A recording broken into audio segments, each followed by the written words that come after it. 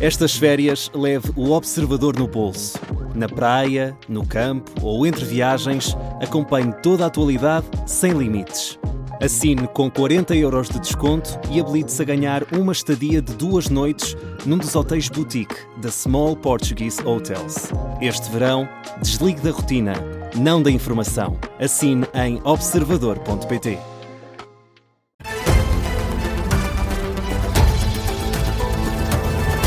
Jornal das 6, com edição de Miguel Viterbo Dias, Luís Neves Vinca, que foi o próprio a pedir a intervenção do Tribunal de Contas sobre a gestão financeira da Polícia Judiciária. O Observador já tinha revelado que a gestão de Luís Neves tinha sido perdoada, apesar de terem sido apontadas infrações financeiras à liderança do agora Ministro. Entretanto, o Ministério Público pediu o julgamento de Luís Neves junto do Tribunal de Contas, que podia ser evitado com o pagamento de uma multa. Como Luís Neves entende que não cometeu nenhuma infração, pediu ao Tribunal para ser julgado. Em causa está um contrato para a compra de combustível e um outro com uma agência de viagens em que não terão sido respeitadas as regras da contratação pública. Esta tarde, em Leiria, o Ministro disse aos jornalistas que a ida a tribunal vai provar que o ato de gestão que praticou vai permitir ao Estado poupar muito dinheiro. Contrariamente àquilo que tem vindo a ser dito, fui eu que requeri a intervenção do Tribunal de Contas. A Polícia Judiciária foi inspecionada, quer dizer que nos últimos anos a Polícia Judiciária teve inúmeras inspeções,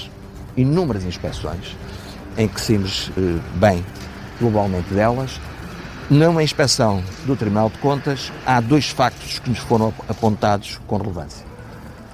E o Tribunal de Contas entendeu que o contraditório que a Polícia Judiciária apresentou que era suficiente e deu o assunto como encerrado.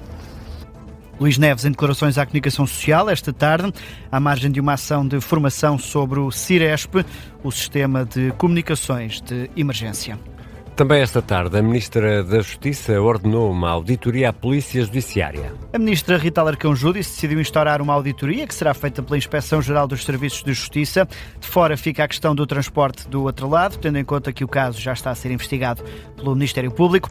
A informação foi revelada pelo Semanário Expresso e, ao mesmo tempo, a Ministra pediu também uma avaliação interna à PJ sobre o funcionamento desta força policial. Pouco depois de ser conhecida a decisão, Luís Neves diz que a colega de governo fez bem em avançar com esta iniciativa. O Sr. Ministro da Justiça ordenou e ordenou bem. Eu já disse que estou absolutamente tranquilo e ainda bem que todas essas auditorias, investigações, averiguações, audições se façam para que no final a verdade de tudo venha ao de cima. Portanto, quero dizer que estou absolutamente tranquilo e também que estou desejoso, se necessário for, de colaborar e contribuir com o meu conhecimento para essas questões. Luís Neves a responder às 2 questões do dia que o envolvem ainda no mandato de diretor da Polícia Judiciária.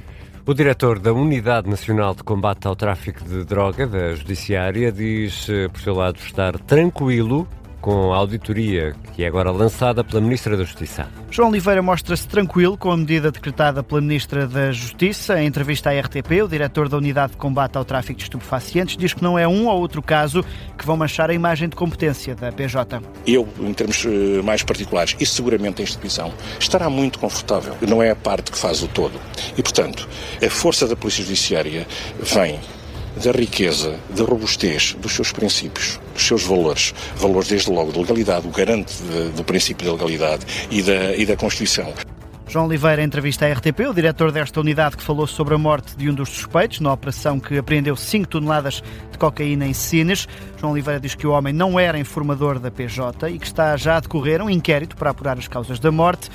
E reconhece que o suspeito era uma peça importante desta investigação. A partir do momento em que foi abordado pelos elementos que fizeram a intervenção na embarcação e que ele tomou consciência, efetivamente, de que sobre ele impendiam suspeitas robustas, ele tomou a decisão de ter alguma colaboração connosco, colaborando, prestando algumas informações que tiveram alguma importância prática naquele momento. Antes não havia absolutamente nenhum contacto com este senhor. Não era um informador, absolutamente nada. Estão a decorrer inquéritos, desde logo um inquérito de crime para apurar as exatas circunstâncias em que a morte ocorreu e presumo que também a Direção-Geral dos Serviços Prisionais e da Reinserção Social abriu o respectivo inquérito para apurar internamente toda a matéria.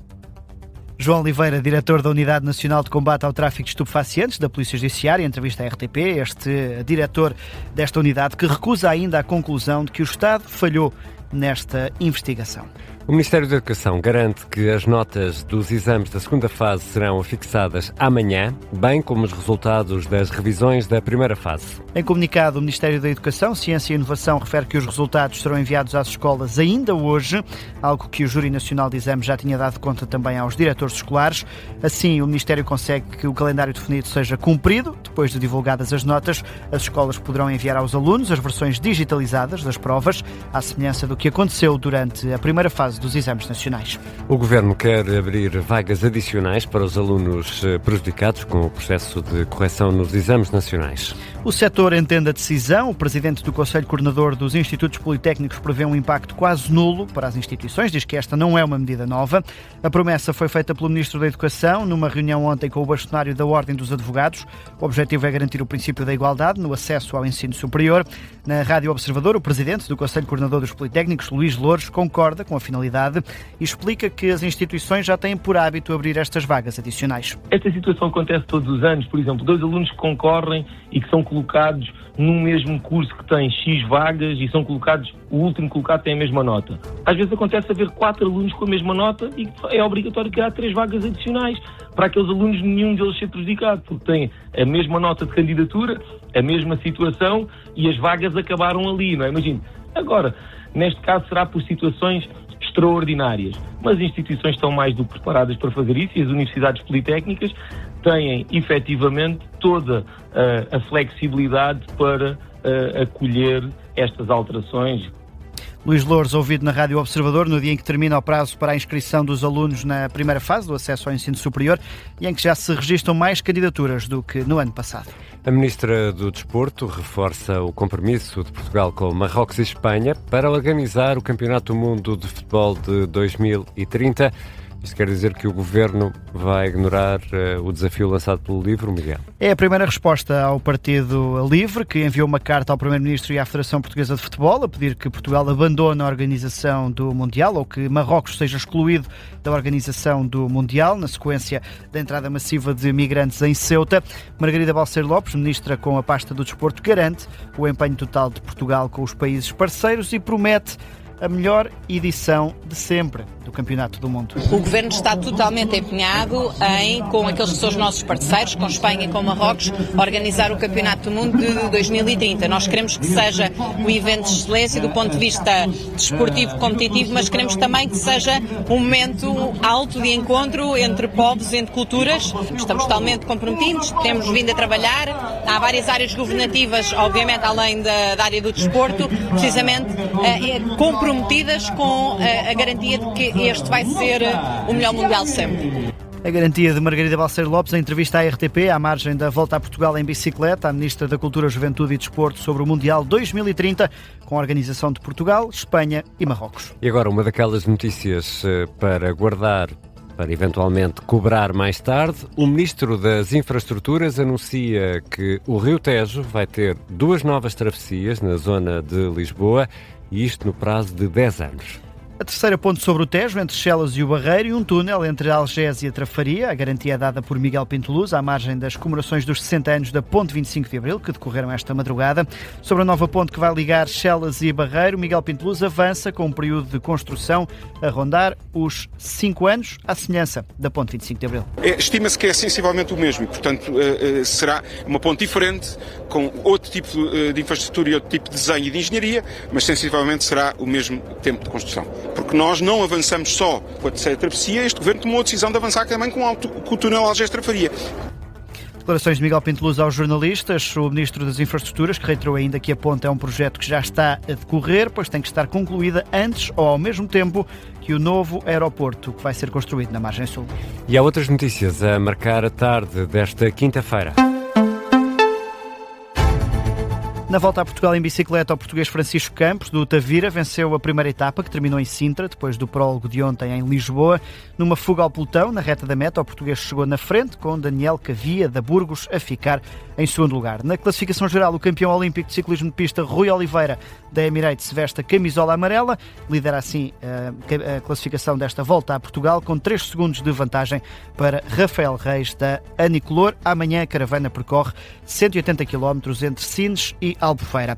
Ainda no ciclismo, mas na volta à Polónia, João Almeida esteve envolvido numa queda grave, chegou à meta 16 minutos depois do vencedor, ficou lesionado, a cochear, a etapa foi encurtada depois de uma queda de quase todo o pelotão. O futuro de João Almeida ainda não é conhecido, tendo em conta que o português está escalado para a volta à Espanha, que arranca dia 22 deste mês. O Primeiro-Ministro já reagiu à morte do fundador da Universidade Católica do Porto, o professor Francisco Carvalho Guerra, morreu aos 94 anos, como deu conta esta tarde uma nota de pesar assinada pela reitora da Universidade Católica. Luís Montenegro recorda Carvalho Guerra como um empreendedor carismático, católico, empenhado e convicto, que dedicou a vida à afirmação do norte do país no panorama nacional e internacional. O Conselho para a Paz, que quer reconstruir Gaza, criado por Donald Trump, emitiu o primeiro contrato. A informação é avançada pelo jornal The Guardian. A empresa Arkel International ganhou uma licitação do governo norte-americano para construir uma base militar destinada ao exército de Marrocos em solo palestiniano, numa zona ocupada pelas forças israelitas. O contrato ainda não foi finalizado, aponta ainda assim para a construção de um posto militar para 150 membros das Forças Armadas. A fechar, o bilhete de identidade, o velhinho bilhete de identidade, deixa de ser válido como documento de viagem. A partir de agora, dentro da União Europeia, só é aceito mesmo o cartão do cidadão. Não sei se já tens cartão do cidadão, Ricardo. Não sei se te responda aqui, mas sim, fiz recentemente, porque tive medo que não me deixassem embarcar no aeroplano. Eu dirigi-me a Aerogar e pensei assim, se calhar já não consigo. Pronto, a partir aliás, desde o dia 3 de agosto que o BI, mesmo que vitalício, deixou de ser aceito como documento de viagem para deslocações dentro do espaço Schengen. Portanto, a partir de agora, só mesmo passaporte ou cartão do cidadão, sendo que o bilhete de identidade continua a ser válido em território nacional. Claro, para a apresentação junto às autoridades. Sim. Para apanhar o avião é que é preciso... Só para laurear a pedida é que é preciso. Exatamente. Por isso há que reformar o velhinho bilhete de identidade. O jovem Miguel Viterbo Dias vai regressar já daqui a pouco, às 7h30, para atualizar as notícias.